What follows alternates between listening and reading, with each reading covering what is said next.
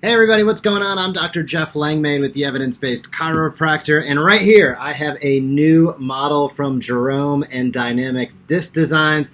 If you have not checked these out, you want to make sure to do so. They are simply the best there is out there. I have a couple, one behind my shoulder right there, and I have another new one right here, so I figured I might as well hop on. It's a good mail day at the Evidence-Based Chiropractor. Unbox it, take a look at what Jerome has up his sleeve. These are just great models, right? If you're doing online content, like I do a ton of videos, obviously online, these are great teaching tools.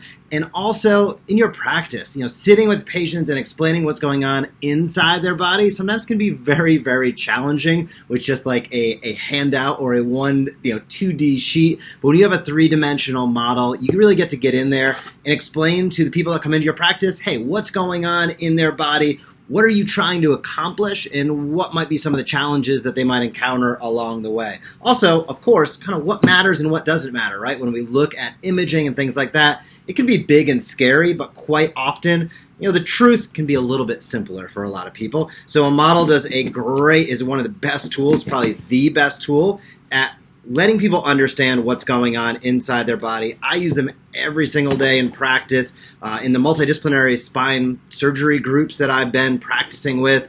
They're just essential in explanation. They're absolutely clutch. So I figured I'd hop on. Might as well just get in here with this box.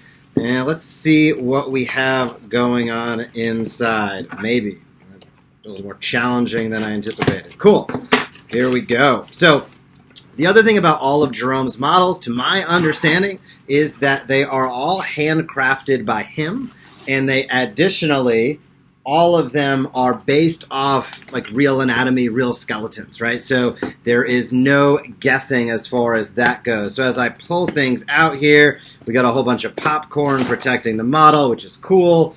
And we also have a stenosis degenerative lumbar. So this is I'm like holding out and showing the model right here. But anyway, we get a nice little glimpse of what's going on the inside, which is awesome. It explains what we have going on. Ooh, sweet. So there's a great, fantastic picture. We'll see if that wants to maybe cooperate there. Maybe not. But anyway, great picture right there. We also have a assessment of the other models he has going on, so product catalog, and lo and behold, what do we have here but the degenerative lumbar model.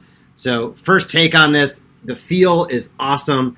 The look, you could see the porous nature of the vertebra. We also can see that the disc on this model is challenged. So as I kind of hold it up closer there and let that zoom in, you can see the foraminal canal there is narrowed due to disc degeneration. And if I turn it all the way around, you can see the same thing on that side. We have a supremely compromised foraminal canal.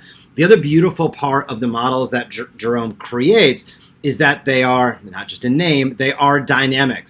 So they do have the ability to get motion in there. You can actually compress in, and as we look down that central canal, you can see how challenged it is. So this is actually a really awesome model of a degenerative lumbar spine. We can see facet challenge, right? The facets look pretty nasty, which is exactly what we want in this case. We want to be able to see that facet arthropathy, and it looks like he's done a great job illustrating the facet arthropathy there, and the facet disease, and facet hypertrophy for that matter. We can see that the disc is pretty flattened out. It is degenerative by nature. This guy has a little bit of bulge on the anterior portion, and that total decrease in disc height has led to challenges in the foraminal canal, and we can see some osteophytic formation and some challenge on the central canal right through the middle there. So we also have some ligamentous structures that Jerome does a great job,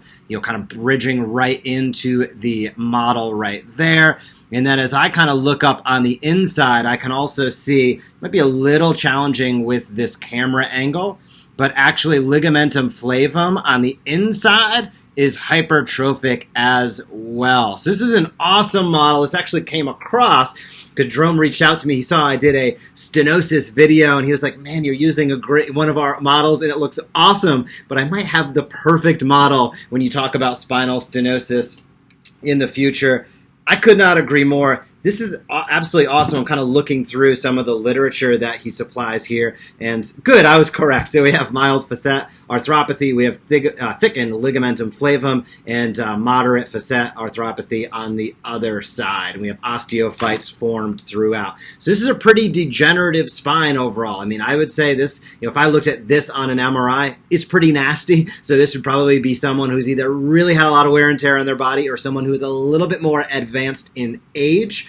And it is a great opportunity to showcase to them, hey, that canal is supposed to look wide open, but clearly when you can look down, right down the pipe, right down that spinal canal, that central canal with this model, it is super clear to see that it is compromised. You can see the disc is bulging out and challenged. And the bottom line is, compared to the other models, you don't get as much motion, right? There's facet arthropathy. Those facets are not gliding and sliding and gapping the way they should. There are osteophytes preventing some of that motion, and it's going to limit the amount of overall range of motion someone's going to get physically, because literally there is bone in the way. And if they have central stenosis, if they have neurogenic claudication, if they're having fatigue in the legs, they're always looking for the next chair and leaning on the grocery cart, when you can showcase to them, hey, here's what your X-ray or MRI looks like if available, here's what's going on inside of your body and why, that starts to become very powerful when you explain to them the next steps that you're recommending and the next steps they could take, hopefully, on those first steps on the road to relief. So if you have not checked out all of Jerome's models at Dynamic Disc Designs, be sure to do so.